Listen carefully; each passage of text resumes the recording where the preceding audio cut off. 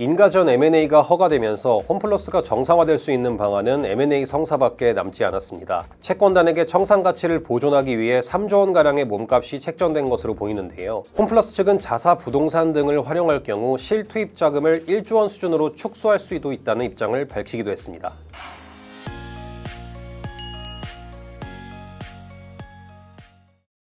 홈플러스 인수전이 본격화하면서 어떤 곳이 홈플러스의 새 주인이 될지 관심을 모으고 있습니다. 홈플러스가 여전히 적자 구조를 벗어나지 못하고 있는 가운데 청산가치 3조 7천억 원 이상 지불해야 한다는 청산가치 보존의 법칙 하에서 새 주인이 나타나는 것이 쉽지 않을 것이라는 분석이 있는데요. 그럼에도 일각에서는 반대로 어떤 곳이라도 홈플러스를 가져가면 시너지 효과는 분명할 것이라는 분석도 있습니다. 시장에서 거론되는 곳들은 어떤 곳인지 더벨이 알아봤습니다. M&A부 박기수, 산업산부 김혜준 기자입니다.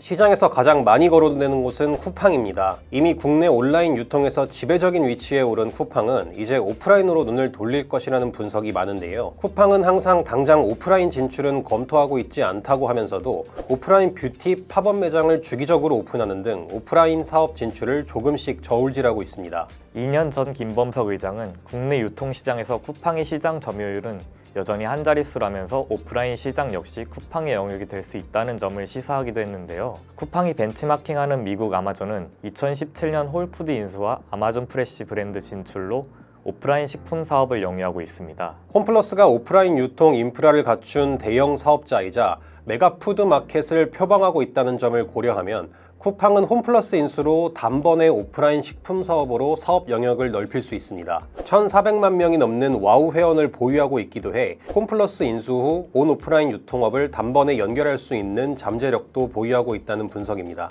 인수 재원도 풍부합니다. 쿠팡의 작년 말 연결 기준 현금성 자산은 6조 원에 육박합니다. 별도 기준으로도 약 2조 7천억 원을 보유하고 있어 거론되는 원매자들 사이에서는 가장 현금 상황이 넉넉합니다. 이마트와 롯데쇼핑으로 대표되는 유통공룡들의 홈플러스 인수 가능성도 꾸준히 제기되고 있는데요. 이마트나 롯데쇼핑이 홈플러스를 인수하게 된다면 우선 대형마트 사업자로서의 압도적 지위를 구축할 수 있습니다. 양사 모두 유통업 노하우를 오랜 기간 쌓아온 만큼 운영 자체에서 느끼는 부담은 크지 않을 것이라는 시선도 존재합니다.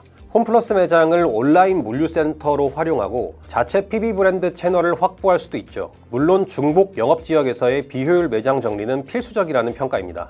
그런데 문제는 재무 상황입니다. 이마트 먼저 살펴보겠습니다. 올해 1분기 말 별도 기준 현금성 자산은 2,400억 원에 불과합니다. 연결 기준으로는 1조 3,600억 원인데요. 자회사의 현금을 융통한다고 가정하더라도 홈플러스를 통으로 인수하려면 대규모 차입이 불가피한 상태죠. 연결 기준 순차입금도 11조 600억 원으로 자기 자본의 84% 수준으로 추가 차입도 부담스러운 상태입니다. 여기에 저조해진 현금 창출력과 1조 원 내외의 연간 자본적 지출도 고려해야 할 상황입니다. 롯데쇼핑도 비슷한 상태입니다. 올해 3월 말 별도 기준 현금성 자산은 1조 1,100억 원입니다. 연결 기준 현금 규모는 약 2조 3,400억 원인데 대부분 이 현금의 출처는 차입금인 만큼 대규모 부채를 떠안고 홈플러스를 인수하기에는 무리가 있다는 평가입니다. 양사의 현 상황도 종합적으로 살펴봐야 합니다. 이마트는 대형마트와 슈퍼마켓, 편의점 구매 통합 등으로 고정비 절감 노력을 이어가고 있습니다. 롯데그룹은 포트폴리오 재조정 과정 속 성장 가능성이 낮은 비핵심 자산을 과감하게 매각하는 단계죠. 인수 후보 중 농협도 거론됩니다. 농협이 홈플러스를 인수하면 홈플러스를 농산물 직거래 마트인 하나로마트로 변신시킬 수 있는데요. 새롭게 단장한 대형 하나로마트를 통해 농산물 판로가 늘어나고 결국 국내 농가들의 수익이 증대될 수 있다는 분석인데요. 현재 하나로마트는 소도시 중심의 유통망을 운영하고 있죠. 이에 반해 홈플러스는 서울과 경기권에만 약 40곳이 넘는 대형마트를 운영하고 있습니다. 이외 대전, 대구, 부산, 울산, 인천, 세종 등 대도시에도 대형마트가 있죠. 전국에 있는 300여 개의 기업형 슈퍼마켓 SSM 역시 하나로마트로 변신한다면 국내 농가들의 유통 채널이 단번에 늘어날 수 있습니다. 농협의 재무 상황도 녹록지는 않습니다.